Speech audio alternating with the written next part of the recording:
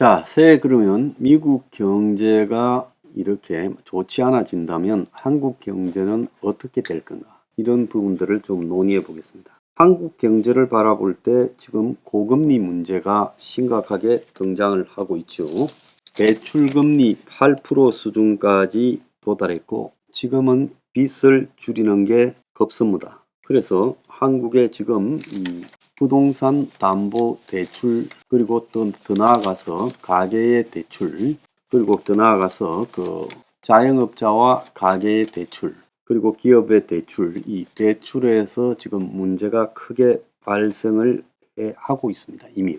자, 그래서 고금리 문제가 부동산에 영향을 미치고 또 한계 기업들에 영향을 미치고 자영업자들에게 영향을 미치고 특히 부동산에서는 20에서 30 세대들의 최근에 한 3년간 집을 샀던 사람들 상당수가 문제에 접어들 거다라고 이야기가 나오고 있고 이들은 벌써 하우스 푸어 상태에 도달해서 건건히 버티고 있습니다.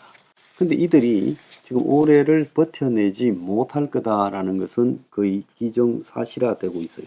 자, 그래서 지금 한국 경제의 제일 문제가 뭔가 하면 부동산발 변동금리 담보 대출에 대해서 지금 이것이 세계 경제의 불안과 더불어서 부동산 시장이 지금 꺼져가고 있어요. 전국의 미분양 가구가 6만 가구가 넘어가고 건설사 자금난이 지금 위험선이 6만 2천 가구인데 포함이다. 그런데 실제로 지금 한국의 이 미분양 가구는 정부의 통계보다도 더 많아서 지금 이거 정부가 부동산에 대한 규제 완화를 통해서 돌파한다고 하지만 이것이 잘 안 통할 가능성이 큽니다.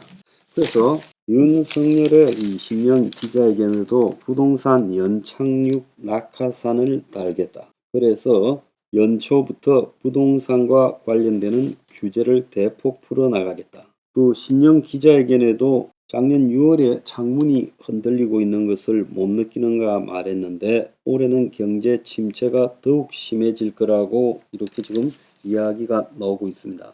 그래서 정부가 부동산 연착륙 대책이란 것이 결국은 대출, 세금 관련 수요 규제와 분양가 상한제 같은 공급 규제를 다 풀다.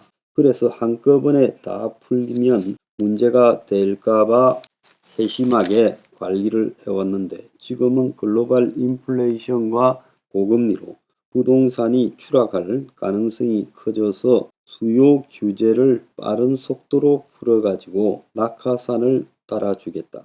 그래서 대출, 세금 같은 수요 규제를 풀겠다라고 이야기를 하고 있습니다. 자, 이런 수요 규제를 푼다.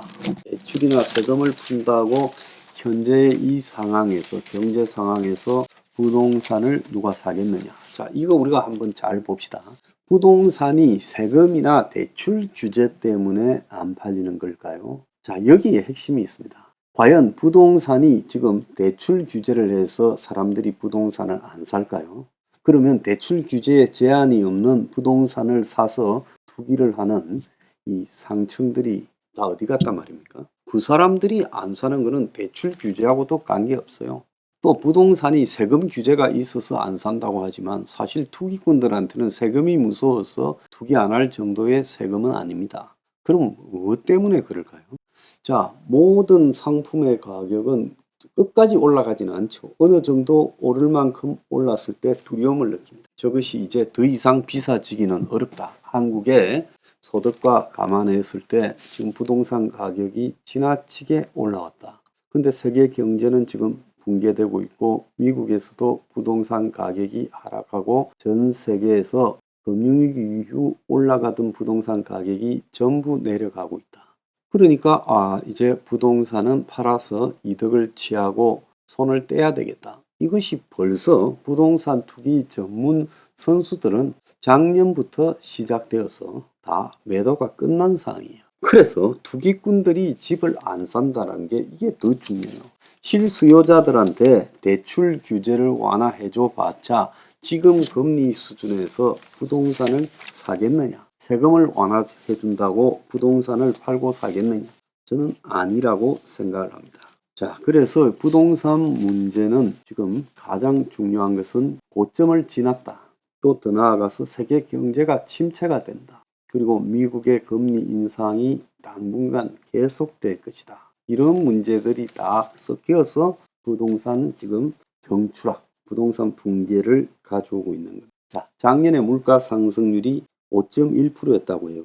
그래서 평균 5.1%, 외환위기 이후에 최대 이 물가 수준을 기록을 했습니다. 자, 이런 고금리, 부동산 등 자산 위기, 이 자산 위기에서는 주식도 지금 문제가 되죠. 그리고 이제 암호화폐도 문제가 되는데, 이 암호화폐 시장은 끝났고 주식 시장도 올해 2000선이 붕괴될 가능성이 저는 매우 크다고 보고 있습니다. 자, 그것은 왜 그러냐? 지금 미국에서도 나오는 것이 침체를 못 피할 미국의 지금 경제, 글로벌 정시에 대해 격변이 올 수 있다라고 이야기를 누가 했냐? 워런 버핏이 했습니다. 워런 버핏이 가치 투자의 대가라고 지켜선 하워드 막스 오크트리 캐피탈 CEO가 올해 세계 정시가 크게 흔들릴 가능성이 적지 않다.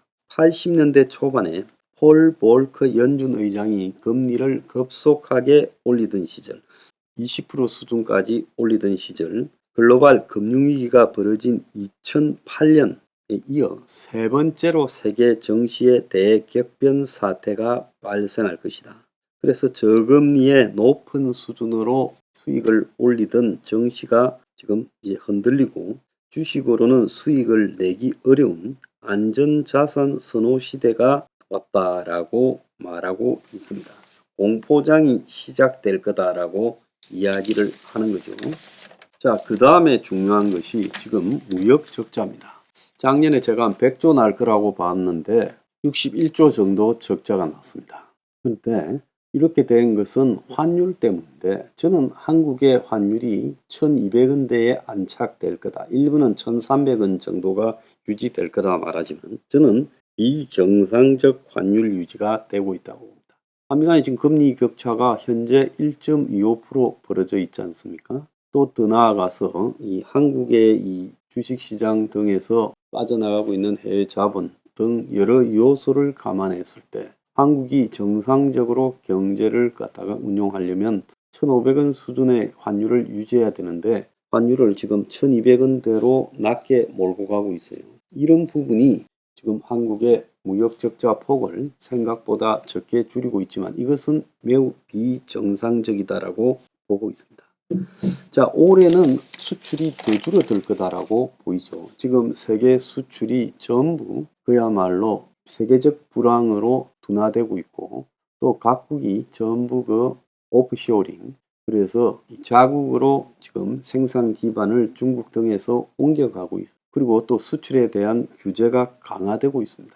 그래서 신자유주의 시대는 가고 다시 보호무역의 시대로 오고 있고 경기 침체로 각국의 수요가 대폭 이렇게 감소하면서 소비가 줄어들고 있죠. 자, 이런 상황에서 이 수출이 줄어들면서 무역 적자가 굉장히 심화될 가능성이 있다라고 나오고 있습니다.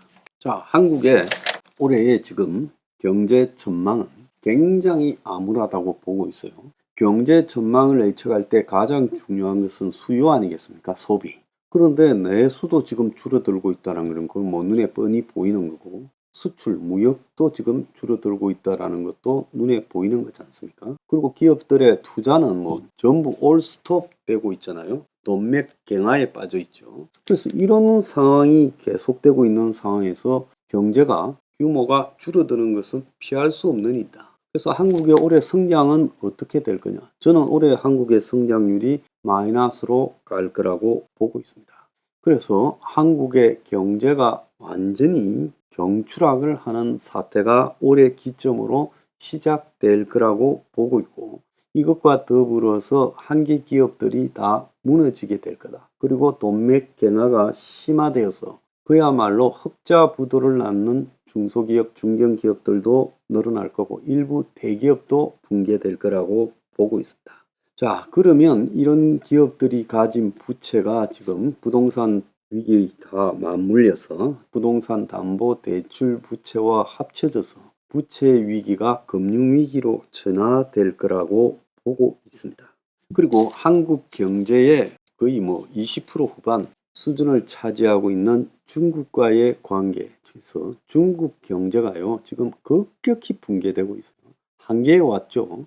이 엄청난 이 그림자 부채를 가지고 건설 인프라 부분에 이렇게 투자를 해오다가 이 부채가 지금 터지기 직전으로 가고 또 코로나 이후 또 시진핑의 강경 정책 그리고 무역 분쟁 등으로 인한 오프쇼링 중국에 진출했던 해외 기업들이 다 자국으로 돌아가면서 중국이 세계 생산 기지 역할이 급격하게 둔화되고 중국의 수출도 규제를 받는 상황이 벌어지고 있습니다.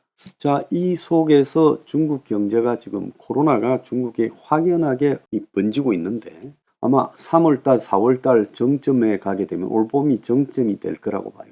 중국에서 수백만 명의 사망자가 발생할 거고 중국 정부가 다시 봉쇄로 돌아갈 수밖에 없다고 봅니다. 그래서 이런 코로나 변수가 중국발 코로나 변수가 한국 경제에도 굉장히 영향을 미칠 거다. 중국과의 이 무역 관계가 급속하게 줄어들 거다라고 예측이 되고 있습니다. 그래서 올해 아마 한국의 은행의 부채 위기가 발생할 거고 금융기관들이 대거 흔들리고 또 경제 침체가 시작되면서 한국의 기업들이 대거 지금 무너질 겁니다. 이런 것들이 동시에 발생하면서 한국 경제가 아마 지난 97년 IMF나 2008년의 금융위기는 저리 가라 할 정도의 상황에 빠져들 거라고 봐요. 그래서 한국의 경제가 역사상 최악의 위기에 빠져들 거다. 그리고 한국에서 지금 희망처럼 바라고 있는 미국의 금리 인하가 없을 것이다. 그래서 올해 내내 고금리에 시달리게 되고 부동산 가격의 붕괴가 시작될 거다. 자, 그렇게 보고 있습니다. 아마 당군 이래 가장 어려운 한 해가 될 거다라고 생각이 듭니다.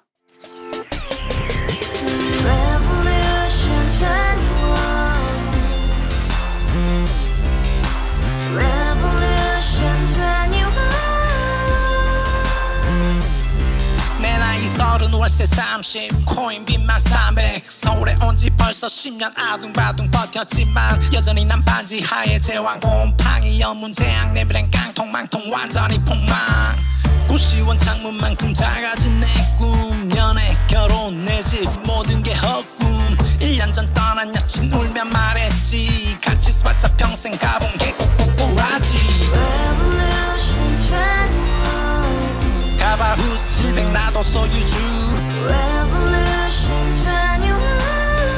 가바후스 700 나의 소주 택시기사 우라부지 마트 캐셔 울어무니 우리 집안 다 털어봤자 후줄 그래 개선민 내미래 거기서 팍 끝난 거지 팍 더 이상 노력 따윈 괴물이 스펙 찾아서 말리 비오는 날 알바 잘려 맨날 학원 날 개쳐 발려 밤비 내리는 양화대교 홀로 걷고 있을 때 현수막에 아로 새겨진 평당 700짜리 아파트 다같이 소리 질러 혁명 21 가바후스 700 나도 소유주 가바후스 700 나의 소주 Together in the house, brand new day, and your dream had just begun.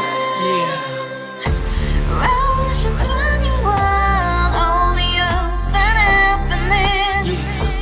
너의 곁에 내가 영원히 함께. 지금까지 정치인들 입만 열면 찝찝찝 개소리 멍멍멍 쳤다 하면 뻥 잘난 부모 만나 잘난 학교